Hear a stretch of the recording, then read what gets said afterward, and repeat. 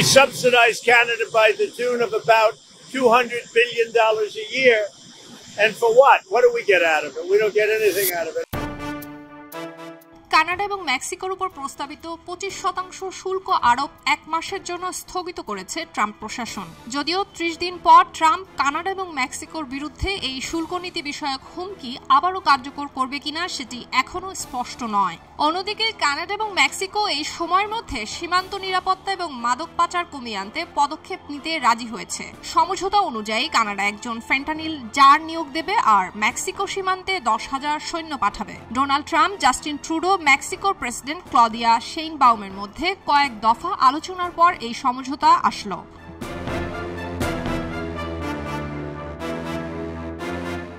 Canada এবং Mexico যুক্তরাষ্ট্রের সবচেয়ে বড় বাণিজ্যিক অংশীদার। তবে ডোনাল্ড ট্রাম্প তার শুল্ক পরিকল্পনায় অনড় থাকলে উভয় দেশই পাল্টা পদক্ষেপ নেবার ঘোষণা দিয়েছিল। কিন্তু সীমান্ত সুবিধা এবং বল প্রয়োগের মাধ্যমে অপরাধ দমনের ক্ষেত্রে এই সমঝোতা ট্রাম্পের একটি বড় বিজয়। অন্যদিকে মেক্সিকোর প্রেসিডেন্ট ক্লাউদিয়া শেইনবাউম এবং কানাডার প্রধানমন্ত্রী জাস্টিন ট্রুডো এটিকে নিজেদের একটি রাজনৈতিক বিজয় বলতেই পারেন।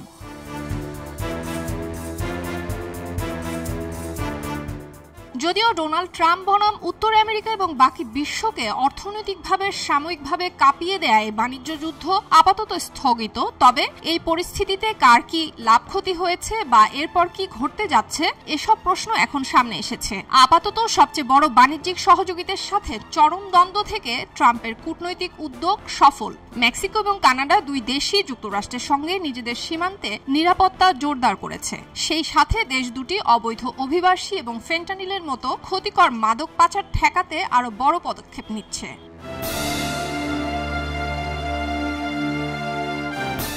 তাছাড়া কানাডা ফেন্টানিলের মতো মাদক পাচার থামাতে এবং মার্কিন আইন প্রয়োগকারী সংস্থার সাথে নিজেদের সমন্বয় বাড়াতে 130 কোটি কানাডিয়ান ডলার অর্থায়ন করেছে। দুই দেশের সীমান্তে এরই মধ্যে কানাডার নজরদারি ড্রোন এবং 2টি ব্ল্যাক হক হেলিকপ্টার টহল দিতে শুরু করেছে।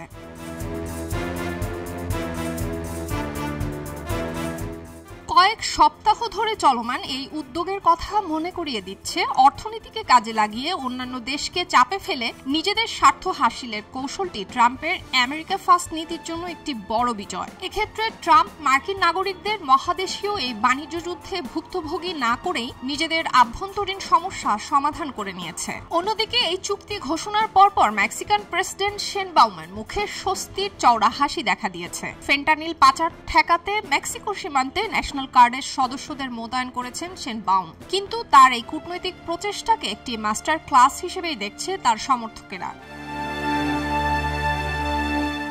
সুলতানা দিনা, খবরের কাগজ।